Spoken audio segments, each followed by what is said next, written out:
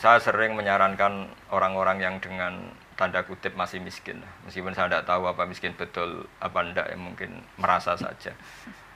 Itu saya ajarkan, saya juga pernah jadi anak kos di Jogja, di mana saya sering bilang gini, kalau Idul Adha setidaknya kamu beli daging setengah kilo atau apa, setidaknya kamu tidak nyalakan panitia masjid kalau tidak keduman, kalau tidak kebagian.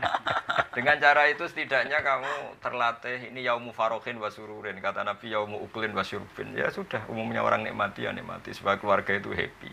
Syukur-syukur dapat bagian, kalau enggak ya enggak. Sehingga Ibnu Abbas dulu kalau musim kurban juga beli daging kalau sekarang sekilo 2 kilo, mungkin niatnya ya tadi setidaknya nggak nyalahkan orang lain.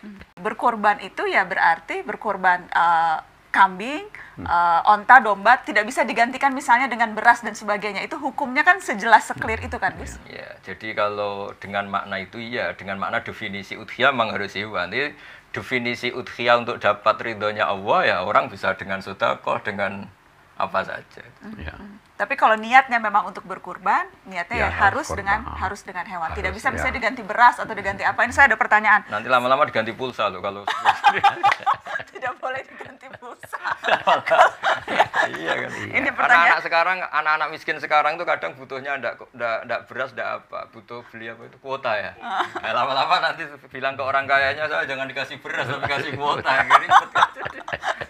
Enggak boleh ya teman-teman. Jadi itu kata Gus Baha, kalau niatnya kurban ya memang harus hewan. Tapi kalau untuk hewan tertentu lagi. Hewan tertentu ya. Hewan tertentu. Jadi kambing, sapi, unta, domba. Hanya itu teman-teman. Jadi kalau niatnya kurban ya memang hanya itu. Ini ada pertanyaan yang memang spesifik seperti itu. Ini juga ada pertanyaan dari Triantoro 967. Assalamualaikum. Waalaikumsalam. Saya ingin bertanya, apakah orang yang belum akikah tidak boleh berkurban? Dan bagaimana jika orang tua kita sudah meninggal tapi belum akikah? Nah, itu dari awal kita mazhab Syafi'i, dari awal akikah itu tidak wajib. Tapi kalau bagi yang berpendapat akikah atau udhiyah wajib ya monggo, prioritas yang mana yang wajib ya. Jadi itu kan pertanyaannya kan dari satu disiplin ilmu ya. Jadi Nabi pernah ngendikan yang seakan-akan udhiyah itu wajib. Jadi ada kalimat man wajada sa'atan li ayyudhiya falam yudhi fala yaqrubanna musallana. Ada yang fala yahdur musallana. Siapa yang mampu berkorban tadi tidak korban enggak usah dekat-dekat musala kami. Sehingga ada yang berpendapat udhiyah itu wajib. Nah, menurut saya dalam konteks tertentu mungkin ya. Ketika dalam konteks rivalitas misalnya gini. Ada pengaruh buruk yang ditimbulkan karena orang yang batil ini, yang maksiat ini mayor-mayoran terus. Yang ini keluarga orang soleh, komunitasnya tempe terus, tahu terus. Sehingga masyarakat ini merasa utang jasanya sama yang fasik, sama yang nggak bener ini. Maka menurut saya orang soleh di daerah ini, menurut saya kalau punya kemampuan itu wajib berkorban. Karena efeknya nanti supaya tadi, takutnya al-insan abdul ihsan tadi, supaya orang-orang ini berutang jasa juga sama orang soleh. Tapi secara disiplin fikih memang udhiyah itu sunat, akikah juga sunat. Sehingga nggak perlu ada pertanyaan tumpang tindih mana yang harus diprioritaskan gitu. Oke, ini satu lagi pertanyaan soal kurban. Bagaimana untuk amalannya? Bagaimana jika dibayarkan secara urunan? Misalnya 1 ekor sapi dibeli oleh 7 orang. Apakah itu memang lebih baik dibandingkan misalnya dengan hanya memberi 1 kambing atau 1? Adakah amalan yang lebih diutamakan? Kalau di kitab-kitab fikih memang kambing lebih utama ketimbang sapi dalam banyak pendapat ulama. Alasannya lebih privat. Alasannya andai kan ada hewan yang lebih baik ketimbang kambing, mungkin Nabi Ismail diganti hewan itu. Nyatanya Allah mengganti dengan kambing.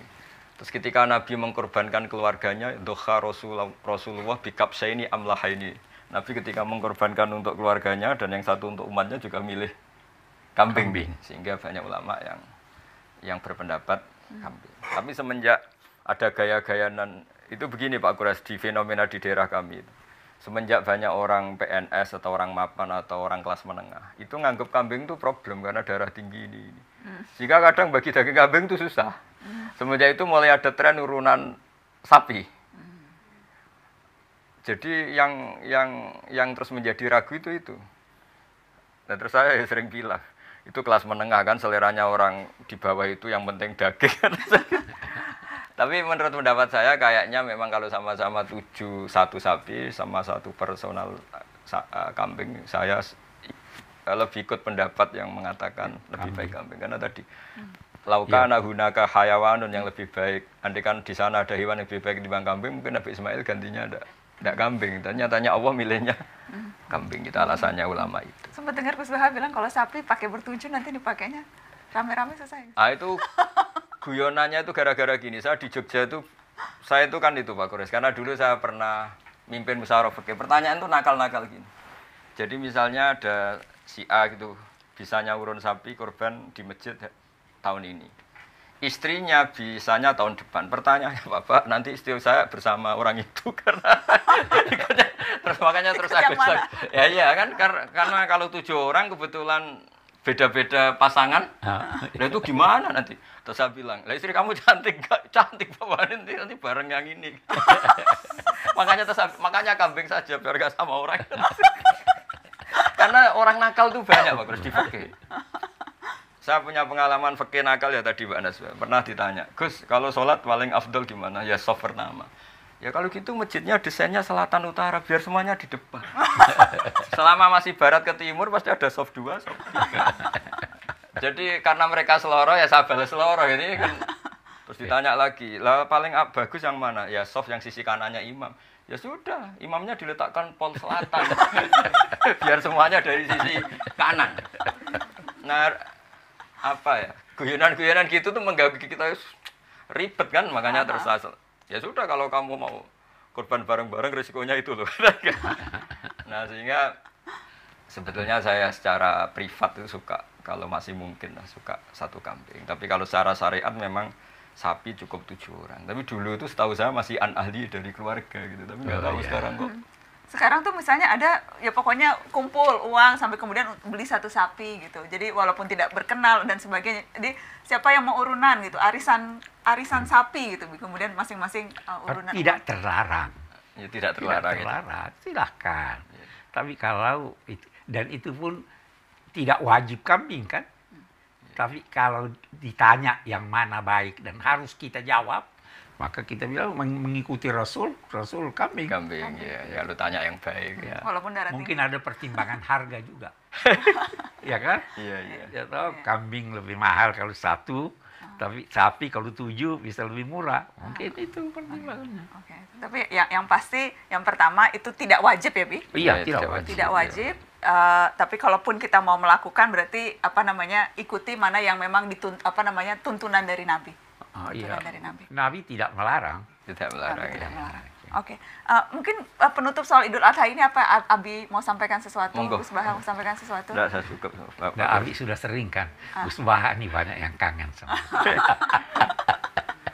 Ya pokoknya pesan saya sama semua umat Islam lah, semua hidup itu harus senang lah. Ketika Nabi kalau dalam bahasa pondok mensifati, menstatuskan hari Id, yaumu farohin wa sururin wa aklin wa syurbin, sampai diharamkan puasa. Karena Nabi inginnya orang senang semua di hari itu. Ketika Sayyidina Ali ditanya, ibadah paling bagus hari Syawal atau Ramadan atau tausiatul iyal ya, kalau melonggar keluarga. Karena kul bi fadlillah bi rahmati fa bidzalika falyafrahu. Setelah saya besar, ajaran bapak saya, Mbah Mun, guru saya itu, kelihatan beliau-beliau itu senang sekali. Ternyata setelah saya besar memang penting senang untuk oleh hal-hal yang boleh itu penting. Iya. Supaya kita tidak tergantung senang harus nunggu dugem, nunggu ini itu. Jadi ya mencari gitu kesenangan di hal-hal sederhana sehari-hari itu penting ya Gus. Di hari Lebaran ngundang penyanyi Siti Aisyah. Karena memang hari gembira. Iya, gembira. Ya. Di hari Lebaran bagi-bagi uang buat anak-anak, buat cucu-cucu. Salam tempel. Tapi Idul Adha biasanya nggak ada salam tempel ya. Kalau mau lebih gembira tidak terlarang. Oh, tidak terlarang. Iya kan? Langsung nagih semua nih. Biasanya cuma Idul Fitri ini. Jadi nanti 2 ya uang dari masjid tadi. Idul Fitri dan Idul Adha. Kalau Idul Fitri udah dapat semua. Nanti 2 ya. Oh, Idul Adha daging kambing aja Habib. Masing-masing dapat daging kambing. Alhamdulillah. Ya, udah. Alhamdulillah, terima kasih banyak.